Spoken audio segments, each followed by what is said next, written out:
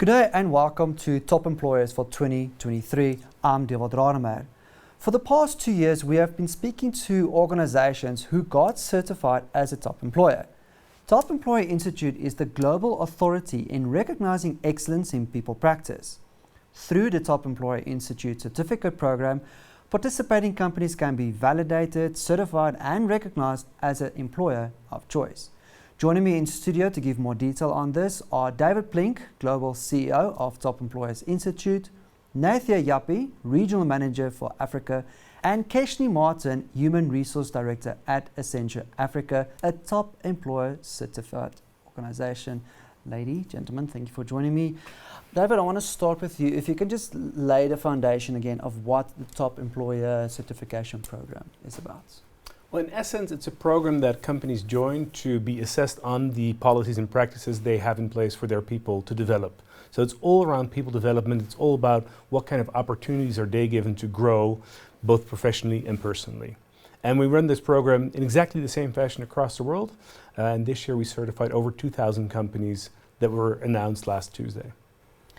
Now, Nathia, as the regional manager for the African arm, what trends and highlights have you noticed from 2022 leading into this year in the certification program? So our World of Work Trends report has shown us that there are three key trends that have come through.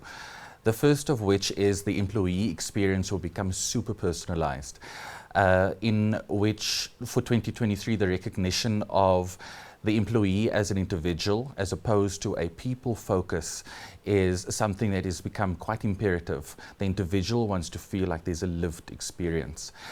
The second trend that's come up is that leaders, current and future, will need to create and have more of a deeper listening and listen to the heartbeat of the organization. It's important that the employees feel heard, and also that they feel that they have an involvement and they are heard in terms of the strategy of the organization.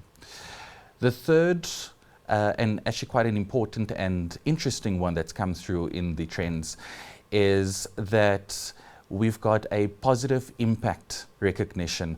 Positive impact will be the North Star of organizations in making better decisions going forward. What this means is that there will be a lived purpose.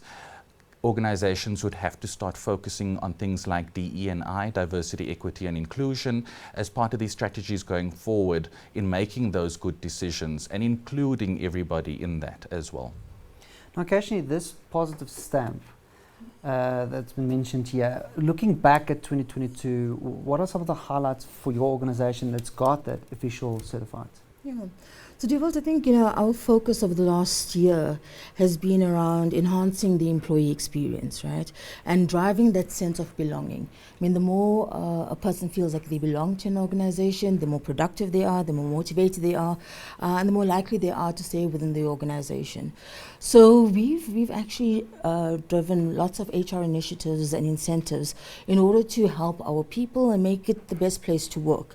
So things that we had looked at is, for example, our well-being program and mental health program.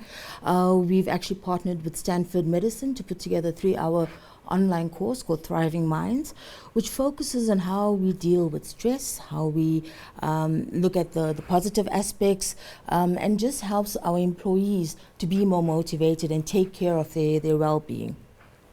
Now, David, over the past, well, you can say from the beginning of the pandemic, people got used to online work experience. That has now moved to hybrids. Globally, what are some of the trends you've noticed amongst employers when it comes to that personalized employee experience?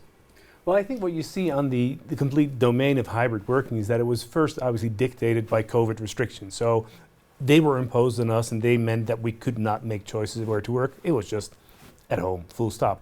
And then you saw companies trying to decide what they expected from their employees. And what you see now is that the employee voice becomes much more important. The employee is much more driving where they work, when they work. And that's a transition that we as employers also need to adapt to.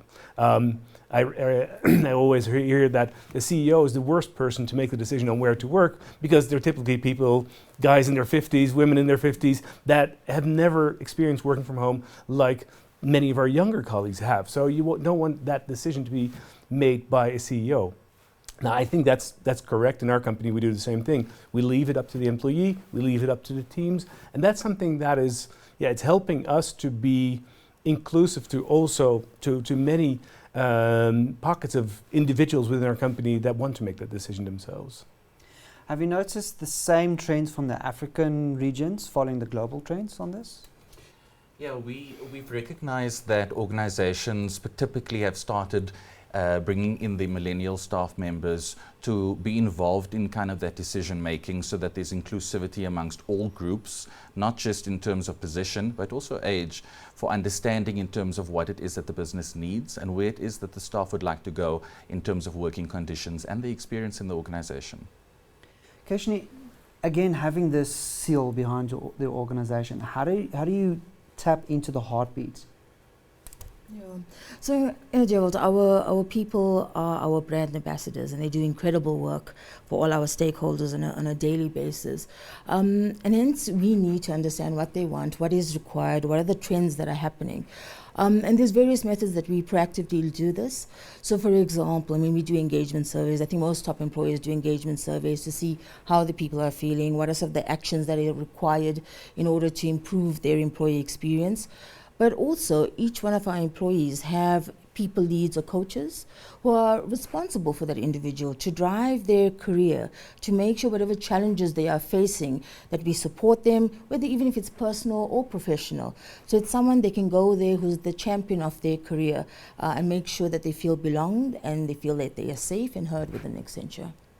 I want to stay with you for a bit. Now with South Africa going through this load shedding even more than usual, do you adapt your program to be more suitable for your younger employees? So even from with the onset of COVID, right, we've gotten very much a hybrid working model where a lot of our people work from home, and then those that need to come into the office come into the office.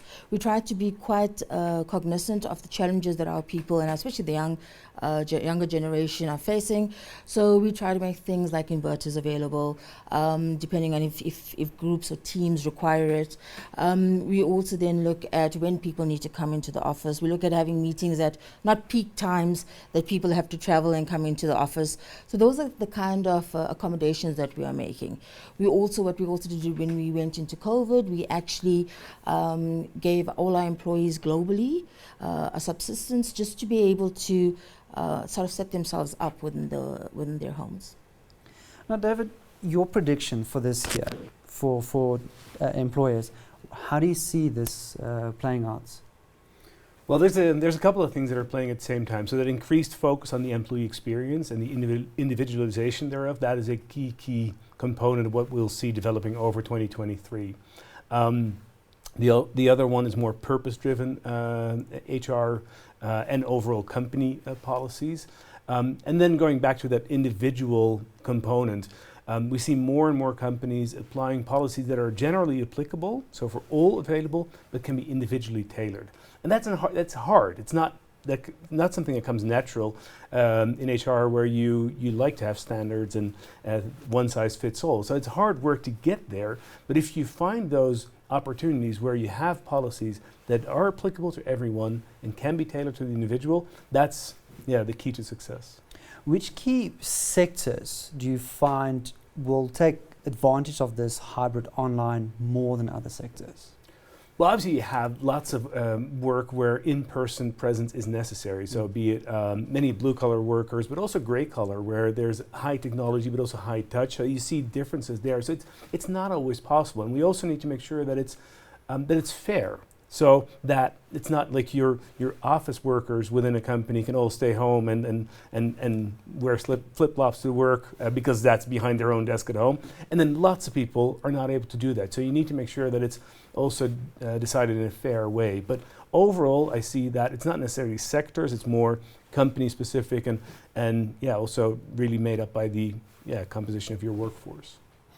Now, Nathia, getting to you for the last question here, I want to get a sense from you also a trend or your prediction of what the African organizations, what they will follow in light of the energy crisis that we have.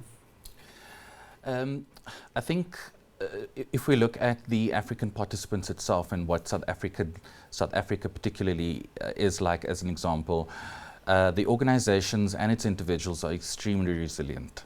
And I think that resilience has allowed them to be able to, in unfortunate situations, have to adapt very quickly. And that adaptation has allowed them to be able to get those inverters in place, set people up necessarily where they need to be set up in terms of being able to work remotely.